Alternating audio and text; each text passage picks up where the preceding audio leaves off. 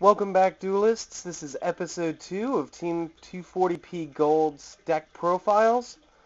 Today's edition is going to be just a basic cookie cutter lightsworn CCLS. Um, so we'll just get right into it, I think. The first card that I'm running, I'm going to run 2 copies of AD Changer. Kind of a utility monster in this deck, seeing as he's the better portion of enemy controller. And he's another graveyard activation, so you don't have to pile on a bunch of back rows. Instead, you can just shoot from the hip with your discard pile. And it's just great to have things that you can just knowingly throw away for Lumina or something. We're running 1 copy of Arcus. For those who don't know, he stops all your Lightsworns from being targeted by effects. And he's got a Mill 2 ability of his own. More of a defensive card, but that's fine. 1 copy of him isn't going to kill us. 2 Celestia, Lightsworn Angels. Very good when you tribute summon it using a Lightsworn monster. Mill 4, destroy up to 2. So really good combos with Gareth for the actual in-turn draw, not that end-of-turn draw. And also sets you up for some game wins sometimes. I do remember pulling 2 wolves off the top of my deck once by tributing her. And I ended up overlaying into the new Blade Ninja and getting a double strike out of him and basically just winning the game right there. It was special. Aaron, Lightsworn Monk. Really good for those decks like ninjas right now. I'm seeing a couple decks actually setting monsters in defense. It's good to just give them a boot right back into the deck and not have to deal with it, especially if you see something like the Skill Drain with Juju Man. This stops it. Also, she gets to mill 3 during the end steps. 2 Gareth, good mid-range attacker who does not mill your deck on his own. Allows for draws. 1850 power. Enough said. Honest, if you don't know why it's in here, that's fine. I mean, that's fine. Next card is 1 copy of Jane, the Lightsworn Paladin. Just like Gareth, another mid-range attacker. Gets up to 2100 when battling a monster when it's declaring the attack. And it's another mill 2, so really good. Also, most of my cards here are shiny. I'm sure you've noticed. That's because of the newer packs. But this deck is actually pretty much a budget build anymore. And you're going to see that when you see my JDs. So we're going to run not 1, not 2, but we're going to run a full copy of 3 Judgment Dragons. Best card in the deck. Special summon him for no reason outside of having 4 different Lightsworns in the discard pile. Pay 1,000 points, blow up everything on the field but himself. End phase, mill 4. Easily just the biggest card in the deck. The best boss monster I think I've seen in a long time. And common as heck now, so everybody can play it. The new ban list let us play 2 Luminas. That's our sorceress, summoner, whatever she is. She gets to bring back people, and my favorite play with her is when my deck starts running low. I like to overlay to a nice rank 3, set myself up, usually Leviathan, so I can put a copy in the discard pile, should I get my monster reborn, or should I need Judgment Dragon next turn.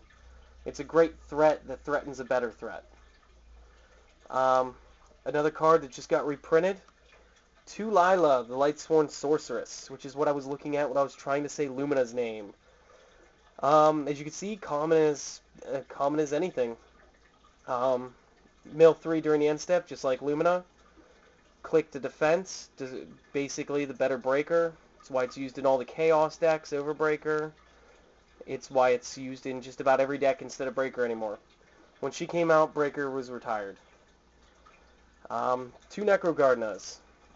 2 little block attacks in the discard pile. The only 2 non-lights in the whole deck.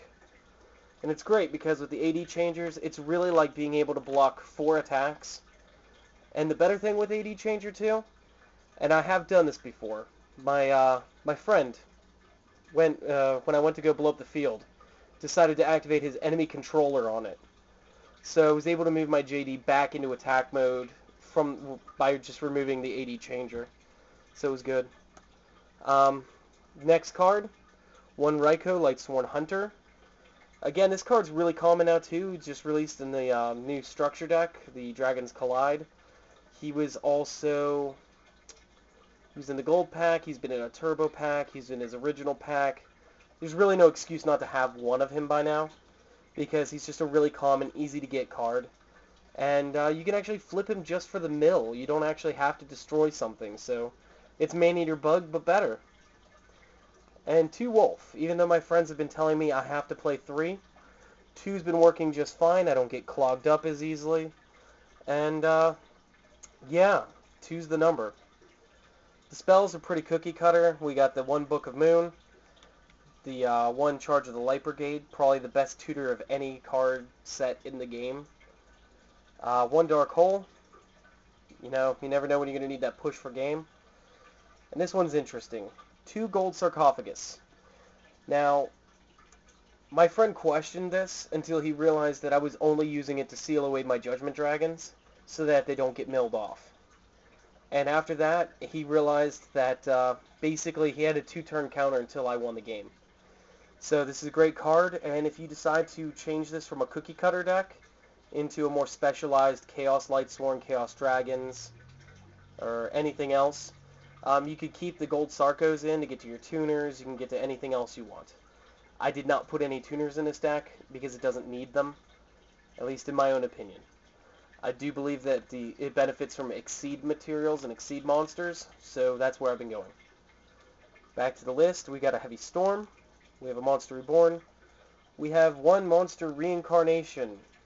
It's just another great way to get the AD Changer or your Necrogardenas or a Wolf right out of your hand and put them in the graveyard where they belong.